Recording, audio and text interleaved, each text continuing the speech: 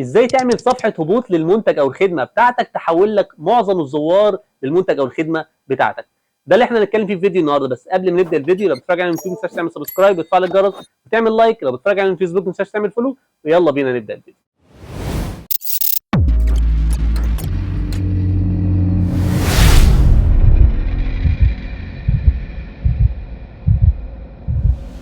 بس خليني قبل ما ابدا الفيديو اقول لك ان فتحت باب الاستشارات المجانيه لاصحاب المتاجر الالكترونيه من خلال انك تدوس على اللينك اسفل الفيديو. احجز استشارتك الان. خليني اقول لك ان في عناصر مهمه جدا لازم تكون متوفره في صفحه الهبوط بتاعتك، عشان فعلا صفحه الهبوط في الوقت ده تبقى صفحه بيعيه تحول لك معظم الزوار اللي يدخلوا عليها. طيب، اول عنصر لازم يكون فيها هو انك لازم يكون الهوك او العنوان الرئيسي يكون قوي جدا، بيجذب الناس، لان دي اول حاجه العميل هيبص عليها. اول حاجه العميل لما يخش على الموقع الالكتروني او يخش على صفحه المنتج او الخدمه هيبص على العنوان بتاع الموقع الالكتروني. لو العنوان بيشده، العنوان فيه وعد قوي ليه، بيتكلم عن نتيجه هو عايز يوصل لها وانت بتديله وعد ان انا هحل لك المشكله دي او هوصلك للنتيجه دي، ده بيحمسه ان هو عايز يكمل ويقرا اكتر واكتر في الموقع الالكتروني. تاني عنصر هو المشكله.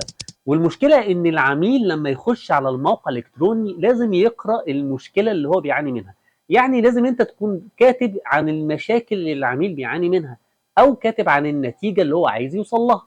طب ده ليه؟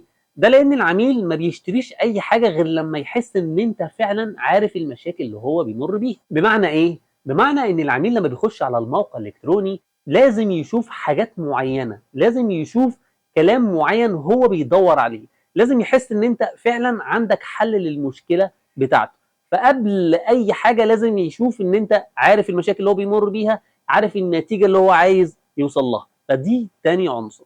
ثالث عنصر هو ان العميل بعد ما يشوف المشاكل، ان انت خلاص فاهم المشكله اللي هو بيمر بيها، فاهم النتيجه اللي هو عايز يوصل لها، بيبقى عايز يشوف بقى ان انت كمان عارف الحل بتاعه او عندك الحل للمشاكل بتاعتك دي كلها. والحل طبعا بيبقى المنتج بتاعك، ان انت خلاص بتعرض المنتج بتاعك كحل.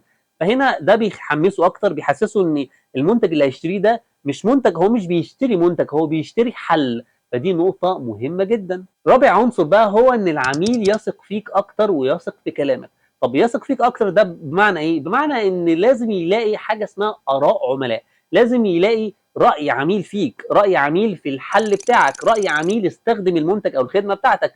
ايا كان بقى راي العميل ده عن طريق ان انت بتاخد سكرين شوت صوره، او راي عميل عن طريق فيديو، فده بيديله ثقه اكتر ويديله طمانينه اكتر ان في فعلا ناس استخدموا المنتج وفعلا حققوا النتيجه اللي هم عايزين يوصلوا لها او حللهم المشكله اللي هم بيعانوا منها. العنصر الخامس بقى هو انك تكسر الحاجز الخوف ما بينك وبين العميل. بمعنى انك لازم في الموقع الالكتروني لازم تعمل ضمان ده بيخلي العميل يكون مطمن ان هو هيشتري المنتج، ولو في اي مشكله يقدر ان هو يرجعه تاني، او حتى هيشترك في الخدمه لو فيها اي مشكله يقدر ان انت ترجع له فلوسه مره تانيه. فالنقطه دي نقطه مهمه جدا هتخلي العميل يثق فيك، ما يبقاش عنده اي مشكله ان هو ياخد الخطوه. وفي النهايه لو في اي مواضيع حابين ان انا اتكلم فيها في الفيديوهات الجايه تقدروا تكتبوها لي في التعليقات تحت وانا اشوفها وهحضرها ان شاء الله في الفيديوهات الجايه. ما تنسوش لو بتتفرج على اليوتيوب ما تنساش تعمل سبسكرايب وتفعل الجرس وتعمل لايك. لو بتتفرج على الفيسبوك ما تنساش تعمل فولو. والسلام عليكم ورحمه الله وبركاته.